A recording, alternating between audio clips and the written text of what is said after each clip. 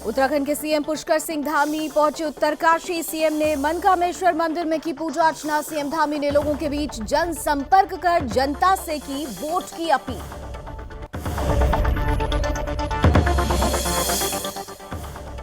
विधानसभा चुनावों के लिए उत्तराखंड में बीजेपी ने अपने स्टार प्रचारकों की लिस्ट की जारी। लिस्ट में बीजेपी के 30 स्टार प्रचारक पार्टी प्रत्याशियों के लिए करेंगे प्रचार। उत्तराखंड के सीएम पुष्कर सिंह धामी पहुंचे नानकमत्ता। सीएम धामी ने स्थानीय लोगों से मुलाकात कर वोट के लिए की अपील। और विधानसभा सामान्य निर्वाचन को शांतिपूर्ण निष्पक्ष संपन्न कराने के लिए चमोली में मीडिया प्रमाणन और निगरानी समिति की गई स्थापित। राजनीतिक पार्टियों के प्रत्याशियों को प्रचार प्रसार को लेकर मीडिया प्रमाणन की लेनी होगी अनुमति।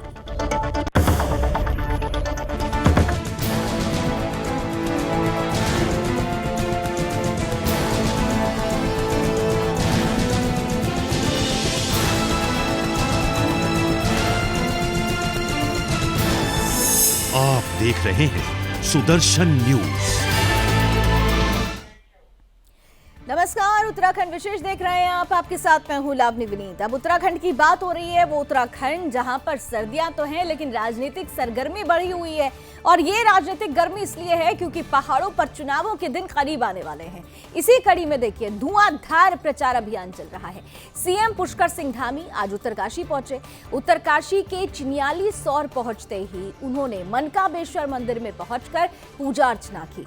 इस दौरान सीएम धामी मनकामेश्वर धाम में आकर भगवान से प्रार्थना करते हुए नजर आए। लोकतंत्र का महापर्व शुरू होने वाला है और ऐसे में बिना किसी बाधा के ये पर्व संपन्न हो, इसके लिए मुख्यमंत्री की तरफ से प्रार्थना की गई। कोरोना महामारी भी चल रही है, इस पर भी नियंत्रण हो, सभी लोग स्वस्थ हो, देश और प्रदेश दोनों ही स्वस्थ हो, इसे लेकर भी सीएम धामी ने चिनियाली सौर में जनता के बीच और जनता की तरफ से मनकामेश्वर प्रभु की आराधना की, उनसे प्रार्थना की। सीएम धामी ने यहां पहुंचते ही लोगों से भी मुलाकात की। धामी ने लोगों के बीच जनसंपर्क कर जनता से वोट की, बीजेपी के पक्ष में वोट करने की बड़ी अपील की।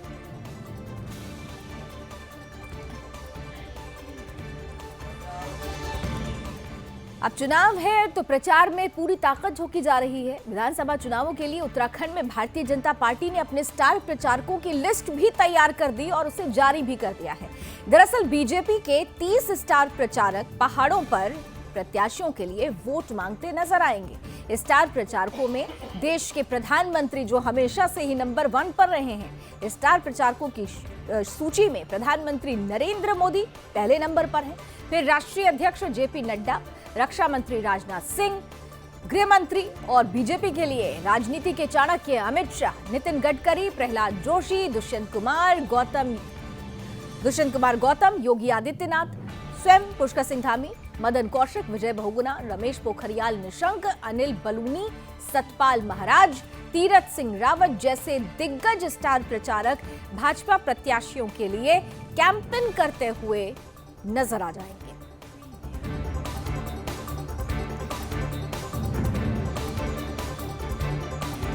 है ये मोदी जी के लिए इस प्रदेश का एक इतना अच्छा भाव है। प्रदेश के जनता के मन में सिर्फ और सिर्फ मोदी है और मोदी जी का भी इस प्रदेश को पूरा आशीर्वाद है। यहाँ के लोगों के साथ उनकी बहुत अच्छी कनेक्टिविटी है। यहाँ की संस्कृति, यहाँ की परंपरा और यहाँ के सिस्टम से वो भली भांति परिचित हैं। जो ही देवभूमि में मोदी जी का पदार्पण होगा, अमित शाह जी कल आए हैं और हमारे राष्ट्रीय नेतृत्व में नितिन जी हैं, अपने जेपी नड्डा जी हैं, राजनाथ सिंह जी हैं, ऐसे बहुत नेता जो यहाँ पर को प्रचार में आएंगे, तो उससे भारतीय जनता पार्टी के कार्यकर्ताओं का तो मनोबल बढ़ेगा ही बढ़ेगा, लेकिन जनता के अंदर एक अभूतपूर्व बदलाव आपको देखने को मिलेगा और भारतीय जनता पार्टी प्रचंड बहुमत से उत्तराखंड में सरकार बनाएगी। कल अमित शाह का भी दौरा रुद्रप्रयाग में था, जहाँ कार्यकर्ता तो थे मगर कार्यकर्ताओं से ज़्यादा आम जनता साथ देखी गई। तो ऐसा रुद्रप्रयाग चुनने का क्या मकसद था, क्योंकि आम जनता भी वहाँ पे साथ थी, क्योंकि प्रधानमंत्री नरेंद्र मोदी ने केदारनाथ में भी कई 100 करोड़ों की सौगात दी है। देखिए, बाबा तुंगनाथ के धाम से, बाबा केदार की धरती से कल हमारे आदरणीय नेता अमित शाह जी ने प्रचार की कमान संभाली, प्रचार प्रारंभ किया।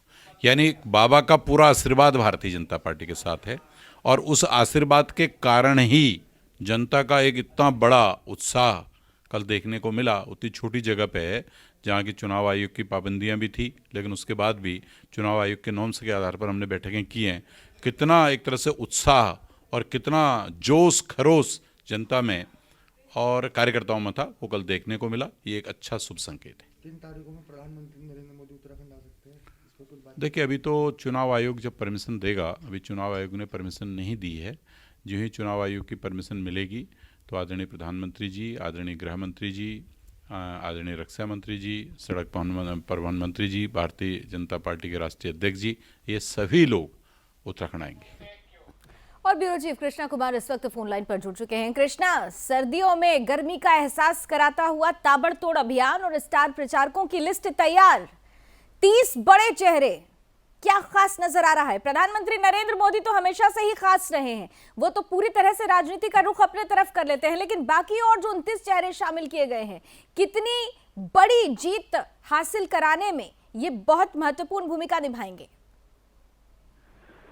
बिल्कुल लावनी, देखिए विधानसभा चुनाव प्रचार की अगर हम बात करें तो उसमें भाजपा सबसे आगे बढ़ती हुई दिखाई दे रही है, क्योंकि अगर हम बात करें वर्चुअल जनसभा की तो वो लगातार मुख्यमंत्री पुष्कर सिंह धामी करते हुए आ रहे हैं। अभी भी कुछ देर में वो वर्चुअल जनसभा को संबोधित करेंगे। इसके अलावा अगर हम बात करें तो कल देर रात उत्तराखंड भाजपा ने अपने चुनाव प्रचार के लिए स्टार कैंपेनिंग के और स्टार प्रचारकों की जो लिस्ट शामिल कर दी है, उसमें सबसे पहले अगर नाम बात करें तो वो देश के प्रधानमंत्री नरेंद्र मोदी हैं, जो उत्तराखंड से एक तरीके से खासा लगाव रखते हैं, तो उनको भी प्रथम सूची में ही रखा गया और पहले नंबर पर। इसके अलावा देखा जाए तो भाजपा के राष्ट्रीय अध्यक्ष जेपी नड्डा, केंद्रीय गृह मंत्री अमित शाह और केंद्रीय मंत्री नितिन गडकरी, रक्षा मंत्री राजनाथ सिंह समेत हम बात करें तो शिवराज सिंह चौहान, उत्तर प्रदेश के मुख्यमंत्री योगी आदित्यनाथ, ऐसे तमाम दिग्गज जो है वो उत्तराखंड में आकर पार्टी प्रत्याशियों के लिए जो है वो चुनाव प्रचार करेंगे, भाजपा के हक में वोट देने के लिए आम जनता से अपील करेंगे। तो एक तरीके से बढ़ चढ़कर उत्साह भी इसका देखा जा रहा है। फिलहाल किसी का भी कोई कार्यक्रम तय नहीं हुआ है। अगर आपको बता दूं तो कल से अमित शाह ने एक तरीके से चुनाव प्रचार जो है वो शुरू भी कर दिया, जिसके बाद से अब इंतजार है। देखिए,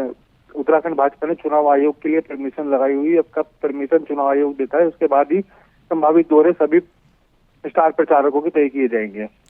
कृष्णा, हर बार जो स्टार प्रचारकों को जो काम दिया जाता है, भारतीय जनता पार्टी बड़े स्ट्रैटेजी के साथ उतरती है, उनके लिए भी वो पहली कड़ी, दूसरी कड़ी, तीसरी कड़ी में पूरा निर्धारित करते हैं प्रचार कार्यक्रम को। इस बार क्या कोई जानकारी मिल पाई है कि पहली कड़ी में इन 30 में से कौन से नाम शामिल होंगे? और प्रधानमंत्री नरेंद्र मोदी इस बार कितनी रैलियां, कितने बार उत्तराखंड की जनता को संबोधित करते हुए नजर आएंगे? बिल्कुल, देखिए लावनी, अगर हम बात करें चुनाव आयोग के फैसले से पहले की तो प्रधानमंत्री नरेंद्र मोदी की उत्तराखंड की 5 लोकसभा में एक रैली जो थी वो प्रस्तावित थी। प्रधानमंत्री नरेंद्र मोदी उत्तराखंड की प्रत्येक लोकसभा के माध्यम से आम जनता से अपील करते और उनमें एक तरीके से चुनावी माहौल वो पैदा करते कार्यकर्ताओं और आम जनता के बीच में। जिसके बाद से देखिए कोरोना की तमाम गाइडलाइन जो है वो चुनाव आयोग ने लगाई हुई है, जिसके बाद से अभी थोड़ी मुसीबत का सामना भी बीजेपी को करना पड़ रहा है कोरोना की पाबंदियों के बीच की किस जगह जो है प्रधानमंत्री की रैली तय की जाए, क्योंकि जिस जगह प्रधानमंत्री की रैली होगी उस पर भी एक बड़े सवाल हो रहे हैं। क्या प्रधानमंत्री वर्चुअल माध्यम से आम जनता के साथ जुड़ेंगे या कहीं पर सभा का आयोजन किया जाएगा? रावनी, यहाँ पे बड़ा रोचक है। देखिए, उत्तर प्रदेश में भी चुनाव है, तो उत्तर प्रदेश की कमान तो योगी आदित्यनाथ ने संभाल रखी है। इन्हें कर्म भूमि उत्तर प्रदेश योगी आदित्यनाथ की, वहां पर वो फुली एक्टिव हैं। लेकिन जन्मभूमि उत्तराखंड की जनता को भी बीजेपी के पक्ष में लाने के लिए जिम्मेदारी सौंप दी गई योगी आदित्यनाथ को।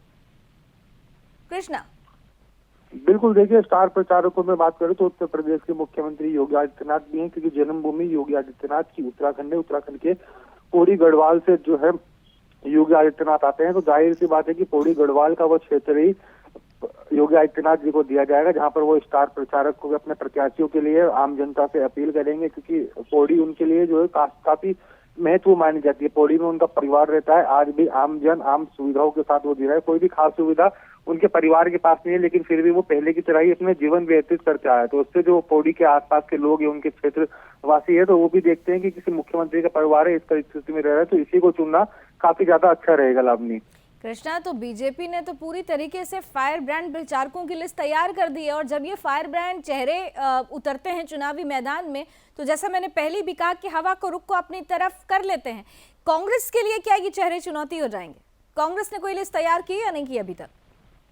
बिल्कुल, देखिए, अगर हम कांग्रेस की बात करें तो कांग्रेस की फिलहाल कोई भी स्टार प्रचारकों की लिस्ट जारी नहीं हुई है कि कौन कौन से उसके स्टार प्रचारक आके यहाँ पे प्रचार करेंगे, पार्टी के हक में, कांग्रेस के हक में, आम जनता से वोट देने की अपील करेंगे। ऐसा कोई भी नाम सामने नहीं आया है, क्योंकि अब से पहले कुछ देर पहले भारतीय जनता पार्टी के प्रदेश अध्यक्ष प्रेस वार्ता को संबोधित कर रहे थे। संबोधित करते हुए उन्होंने कहा है कि कांग्रेस अभी तक जो है लिस्ट भी अपनी फाइनल नहीं कर पा रही है कि कौन कौन आके उनका प्रचार करेगा। एक तरीके से हरीश रावत तो खुद नगर से उठा के कुएं में जो है वो ढकेल दिया है, तो कुएं से उनकी आवाज जो है निकल नहीं पा रही है। तो प्रदेश में किस तरीके से वो कांग्रेस के लिए बहुमत की सरकार बनाएंगे, एक बड़ा सवाल उन पर खड़ा होता है। लाभनी, तो एक तरीके से देखना होगा कि कांग्रेस भी आज या कल में जानकारी मिल रही है कि अपने स्टार प्रचारकों की लिस्ट जारी कर दी, क्योंकि जिस जिस जगह पर इनके राज्यसभा सांसद है या मुख्यमंत्री, उनके प्रस्तावित दौरे कुछ दिनों में तय होने वाले हैं। तो अब महज हम कह सकते हैं काफी कम दिन बचे हैं स्टार प्रचार के लिए, क्योंकि आज 29 जनवरी हो चुकी है। तो महज 12 से 13 दिन बाद जो है 12-13 दिन तक स्टार प्रचार चलेगा। 12 की शाम 5 बजे के बाद स्टार प्रचार कोई भी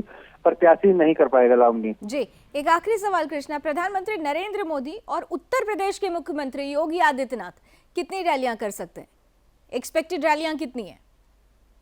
बिल्कुल, देखिए, जिस तरीके से मैंने आपको बताया कि चुनाव से पहले जो बातें चल रही थी और कार्यक्रम जो उनके तय थे, वो 5 लोकसभा में एक एक उनकी रैली जो है उसका आयोजन किया जाना था। लेकिन अब कोरोना के बीच जो है अब माना जा रहा है कि कम से कम प्रधानमंत्री 2 से 3 लोकसभा क्षेत्र में जो है वो दौरा भी कर सकते हैं, और जो लोकसभा उनसे छूटेगी, जो क्षेत्र उनसे छूट सकते हैं, उसमें वर्चुअल माध्यम से जनता से वो जोड़ेंगे। इसके अलावा अगर हम योगी आदित्यनाथ की बात करें, उत्तर प्रदेश के मुख्यमंत्री की, तो वो पौड़ी क्षेत्र में जो है लगातार उनके दौरे संभावित रह सकते हैं, क्योंकि इसके अलावा देखा जाए तो ऋषिकेश और हरिद्वार से भी उनको जोड़कर देखा जाता है, क्योंकि एक संत योगी आदित्यनाथ है, तो हरिद्वार में आने का एक खासा इम्पैक्ट पड़ेगा, क्योंकि हरिद्वार की धर्मनगरी की जो शहरी विधानसभा सीट है वो भाजपा के प्रदेश अध्यक्ष मदन सिंह कौशिक के कब्जे में, वहां पे वे सिटिंग एमएलए। तो आसपास की बात की जाए, जैसे झबरेड़ा की बात करें, चाहे हम रुड़की की बात करें, ज्वालापुर की बात करें या हम हैदराबाद की बात करें, तो ऐसी विधानसभाओं में देखिए भाजपा का ही कब्जा है। तो ऐसे गढ़ में एक तरीके से साधुओं को रुझाने के लिए और आम जनता को रुझाने के लिए योगी आदित्यनाथ का प्रस्तावित दौरा जो है वो धर्मनगरी हरिद्वार और उत्तराखंड के पौड़ी गढ़वाल में हम मान सकते हैं। चलिए, नजर बना के रखिएगा। Thank you so much Krishna इस पूरी जानकारी के लिए। तो स्टार प्रचारकों की लिस्ट तैयार हो गई है।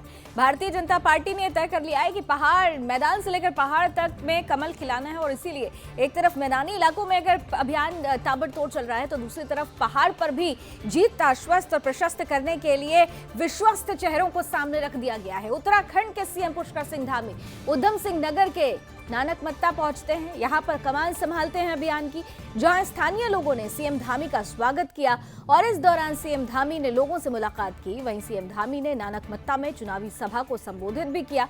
इस बीच नानकमत्ता विधानसभा के झनखट में चुनावी सभा को संबोधित करते हुए अपने 6 महीने के कार्यकाल की उपलब्धियों को गिनवाया और जनता से बीजेपी के पक्ष में वोट देने की अपील भी की।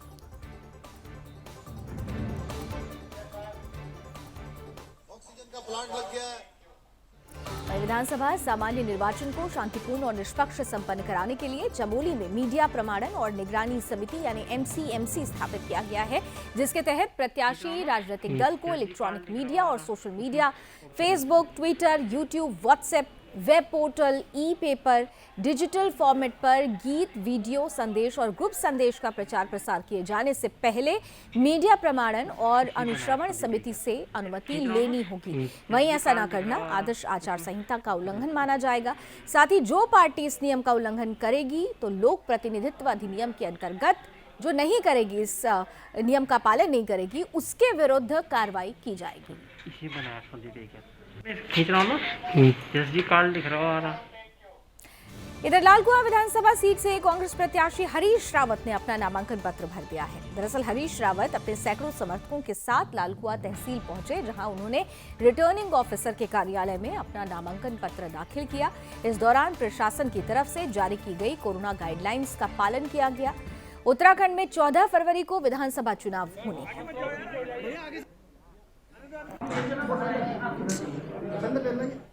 तो रामनगर से पहले नाम आया था, लेकिन रामनगर को हटाकर अब लाल कुआं से हरीश रावत नजर आएंगे और एक नॉमिनेशन भी उन्होंने कर दिया है। लाल कुआं की ही हम बात कर लेते हैं।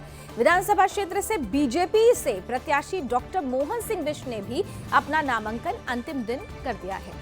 उत्तराखंड में 14 फरवरी को विधानसभा चुनाव होने हैं और इसके लिए सभी पार्टियों की तरफ से पूरी तैयारी हो चुकी है। 10 मार्च को चुनावी नतीजे आएंगे।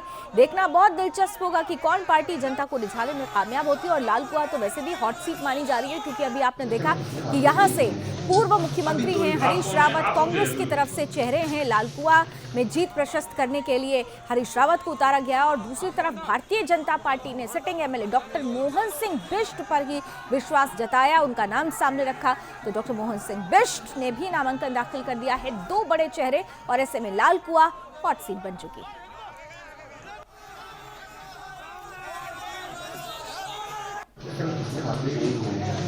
अभी 2 ही आप कौन है? आप मुझे अल्मोड़ा जिले की रानीखेत विधानसभा क्षेत्र से कांग्रेस के विधायक प्रत्याशी करण मेहरा ने रानीखेत तहसील परिसर में अपने समर्थकों के साथ नामांकन किया। इस दौरान उन्होंने कोरोना गाइडलाइन का पालन करते हुए अपना नामांकन कराया। उत्तराखंड में 14 फरवरी को विधानसभा चुनाव होने हैं, जिसके लिए सभी पार्टियों के प्रत्याशी नामांकन कर रहे हैं। वहीं 10 मार्च को चुनावी नतीजे घोषित किए जाएंगे। चुनावी नतीजे आने के बाद ही पता चल पाएगा कि आखिर जीत किसकी हुई है।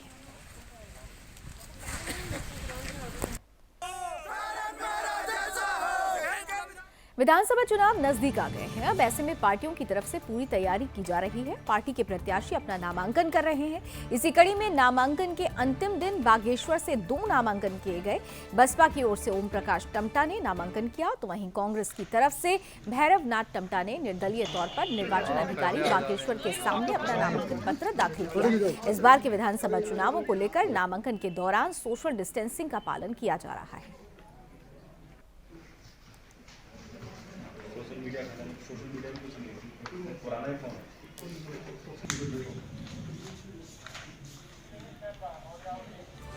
वहीं विधानसभा सामान्य निर्वाचन के सफल संचालन नजर रखने के लिए भारत निर्वाचन आयोग ने जनपद की तीनों विधानसभा सीट के लिए वरिष्ठ आईएएस अधिकारी पंकज को सामान्य प्रेक्षक और अजय कुमार जैन को व्यय प्रेक्षक नियुक्त किया है, जिसके बाद आईएएस अधिकारी की तरफ से बद्रीनाथ, कर्णप्रयाग, थराली विधानसभा के लिए बनाए गए नामांकन कक्षों का निरीक्षण कर नामांकन प्रक्रियाओं का जायजा लिया गया। इस दौरान अधिकारी ने सभी संबंधित अधिकारियों को आवश्यक दिशा निर्देश भी दिए। बना हुआ है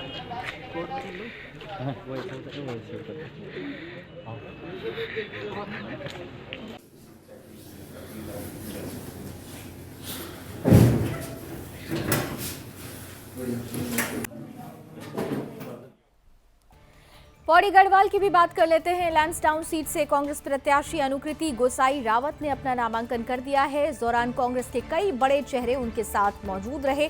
नामांकन करने के बाद पौड़ी गेस्ट हाउस पहुंचकर अनुकृति गोसाई ने हरक सिंह रावत का आशीर्वाद लिया। यही वो सीट थी जिसे लेकर मामला फंस गया था और हरक सिंह रावत की बहू है अनुकृति। हरक सिंह रावत पहले ही लगातार अपनी बहू के लिए भारतीय जनता पार्टी से पौड़ी सीट से ही दरअसल सीट के लिए वो टिकट मांग रहे थे, लेकिन भारतीय जनता पार्टी की तरफ से जब उनकी बात को नहीं माना गया, हरक सिंह रावत को निष्कासित किया गया पार्टी से और इसके बाद हरक सिंह रावत ने बीजेपी छोड़ दी और कांग्रेस का हाथ पकड़ लिया। याद होगा आपको, हरक सिंह रावत के आंखों से आंसू भी छलक पड़े थे और इसके बाद ही राजनीति बहुत गर्मा गई थी। हालांकि हरक सिंह रावत की एंट्री को लेकर हरीश रावत ने बहुत ज्यादा खुश नहीं थे, लेकिन कांग्रेस आला कमान की तरफ से हरक सिंह रावत को जगह दी गई और हरक सिंह रावत जो चाहते थे उनकी वो ख्वाहिश भी पूरी हुई है। अनुकृति जो उनकी बहू हैं, अब उनको कांग्रेस ने अनुकृति गोसाई को पौड़ी गढ़वाल लैंसडाउन से प्रत्याशी बनाया है। लैंसडाउन सीट से उन्होंने नामांकन भी भर दिया और नामांकन भरने के बाद उन्होंने अपने ससुर हरक सिंह रावत का आशीर्वाद लिया।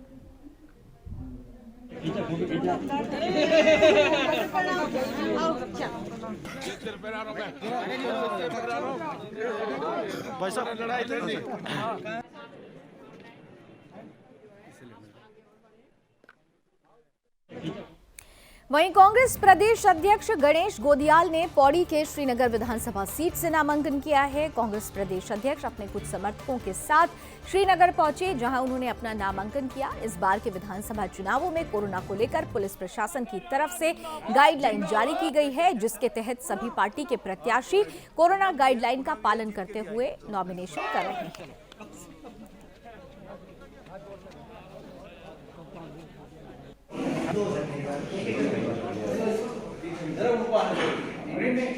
उनका फोन आया।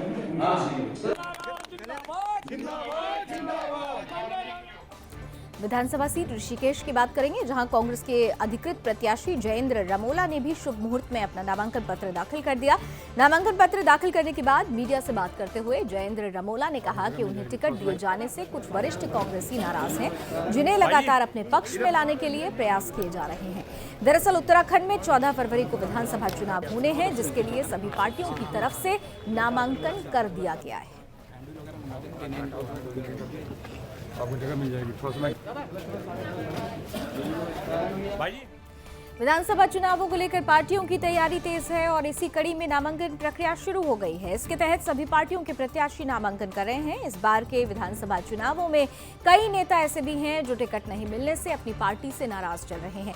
साथ ही पार्टी के प्रत्याशी टिकट नहीं मिलने से निर्दलीय चुनाव लड़ने का फैसला ले रहे हैं। इस बीच लालकुआ से बीजेपी के नेता रहे पवन सिंह चौहान बीजेपी से टिकट नहीं मिलने से नाराज होकर निर्दलीय रूप से अपना नामांकन कर रहे हैं। लालकुआ तहसील में उन्होंने पहुंचकर नामांकन किया।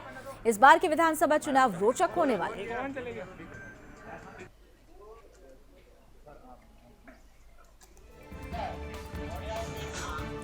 विधानसभा चुनावों को लेकर सभी पार्टियों की तैयारियों में तेजी आई है और ऐसे में सभी पार्टियों की तरफ से लिस्ट जारी कर दी गई है। चुनाव को लेकर सभी पार्टियों के प्रत्याशी अपना नामांकन कर रहे हैं। हम एक के बाद एक खबरें भी आपको उससे जुड़ी हुई दिखा रहे हैं।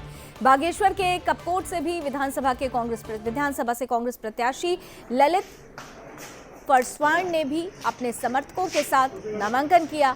इस बार नामांकन प्रक्रिया में कोरोना को लेकर सोशल डिस्टेंसिंग का पालन होता हुआ नजर आ रहा है। कोरोना के चलते पुलिस प्रशासन की तरफ से पूरी व्यवस्था की गई है।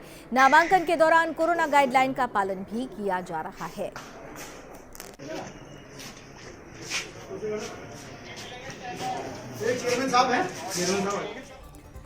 लालकुआ विधानसभा में कांग्रेस के सामने बड़ी ही विचित्र स्थिति पैदा हो गई है। यहां कांग्रेस ने पहली बार महिला उम्मीदवार संध्या डालाकोटी को मैदान में उतारा है, जिसके बाद से ही कांग्रेस में एक के बाद एक बगावत के सुर उठने लगे हैं।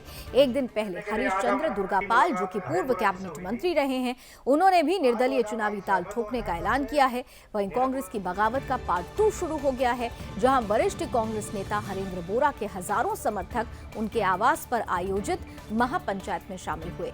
हरेंद्र बोरा को निर्दलीय चुनाव मैदान में उतरने के लिए दबाव बनाया जा रहा है। इन सबके बीच आखिर कौन कौन निर्दलीय चुनाव मैदान में उतरेगा, ये कांग्रेस के लिए बड़ी विडंबना है। क्या हरेंद्र बोरा हरीश चंद्र दुर्गापाल को अपना समर्थन देंगे? क्या हरीश दुर्गापाल हरेंद्र बोरा को अपना समर्थन देंगे? आखिर इस सीट पर कांग्रेस का क्या होगा? इन सवालों में प्रश्न चिन्ह लगा हुआ है, क्योंकि नामांकन में अभी आपने देखा कि 2 दिन बाकी हैं, तो ऐसे में परिस्थितियों पर लेकर सस्पेंस बरकरार है। मैं यहाँ पहुंचे हैं, मैं आप सभी का हार्दिक स्वागत एवं अभिनंदन करता हूं। हमारे देश में लोकतंत्र की पौड़ी विधानसभा चौबट्टा खाल पहले से ही हॉट सीट मानी जाती है। विधानसभा चौबट्टा खाल में जहां बीजेपी ने कद्दावर नेता सतपाल महाराज को अपना प्रत्याशी बनाया है, वहीं कांग्रेस ने इस बार सतपाल महाराज को टक्कर देने के लिए भारी भरकम केसर सिंह नेगी को चुनावी मैदान में उतारा है। इस विधानसभा सीट में यानी चौबट्टा खाल में केसर सिंह नेगी और सतपाल महाराज के बीच कड़ी टक्कर है। कांग्रेस पार्टी विधानसभा चौबट्टा खाल में महाराज के विरुद्ध लड़ने के लिए प्रत्याशी की तलाश कर रही थी, जो कि महाराज को पटखनी देने के लिए तैयार रहे। कांग्रेस ने केसर सिंह नेगी पर भरोसा जताया, केसर सिंह नेगी को चुनावी मैदान में उतारा। लेकिन अब देखना दिलचस्प होगा कि चौबट्टा खाल में केसर सिंह नेगी को लोग हाथों हाथ लेते हैं या फिर सतपाल महाराज की जीत होती है।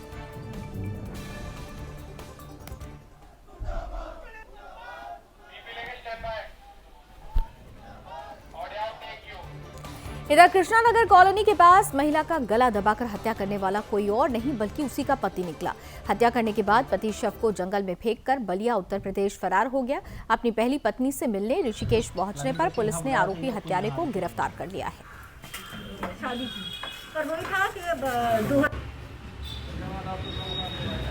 ये दिसंबर में एक अज्ञात शव मिला था, जिसकी बाद में शिनाख्त हुई तो वो आरती जो निवासी उड़ीसा की थी, उसका शव पाया गया।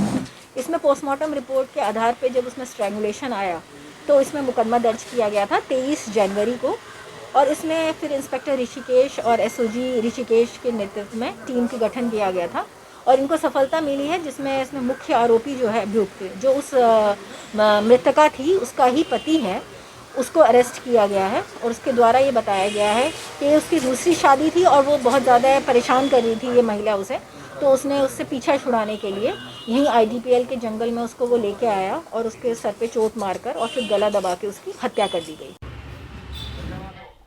इधर विधानसभा चुनावों की एक बार फिर से बात कर लेते हैं। उत्तराखंड में 14 फरवरी को विधानसभा चुनाव होने हैं, जिसके लिए सभी पार्टियों की तरफ से लिस्ट भी जारी कर दी गई है। इसी के तहत सभी पार्टी के प्रत्याशी अपना नामांकन कर रहे हैं। वहीं एक तरफ जहां प्रत्याशी अपना नामांकन कर रहे हैं, वहीं दूसरी तरफ पार्टी के प्रत्याशी नाराज होकर इस्तीफा भी दे रहे हैं।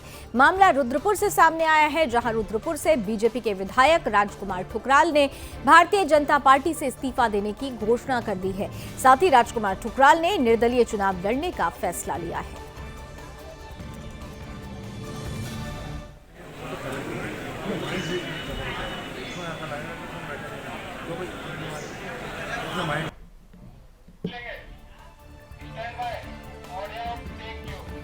आगामी चुनाव को पारदर्शिता के साथ संपन्न कराने और आदर्श आचार संहिता का पालन कराने के लिए पुलिस प्रशासन की तरफ से कार्रवाई की जा रही है।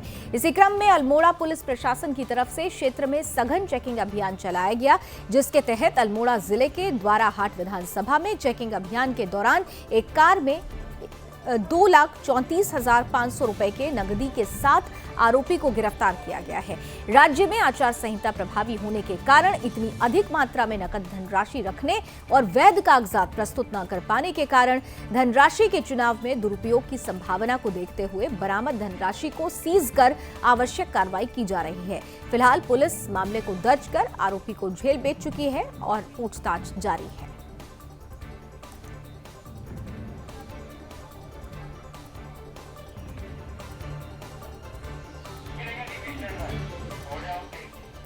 वहीं अल्मोड़ा में उस समय हड़कंप मच गया जब द्वाराहाट से नौबाड़ा की तरफ जा रही एक कार अनियंत्रित होकर गहरी खाई में जा गिरी। इस हादसे में कार में सवार 4 लोग बुरी तरह से घायल हो गए, जबकि हादसे में कार चला रहे चालक की गंभीर चोट लगने से मौके पर ही मौत हो गई।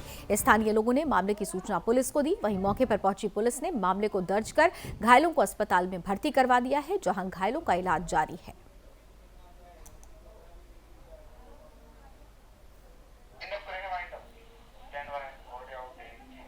और चलिए इसी के साथ उत्तराखंड विशेष में अभी बस इतना ही, लेकिन देश और दुनिया की तमाम खबरों के लिए आप जुड़े रहिए सुदर्शन न्यूज के साथ। जय हिंद।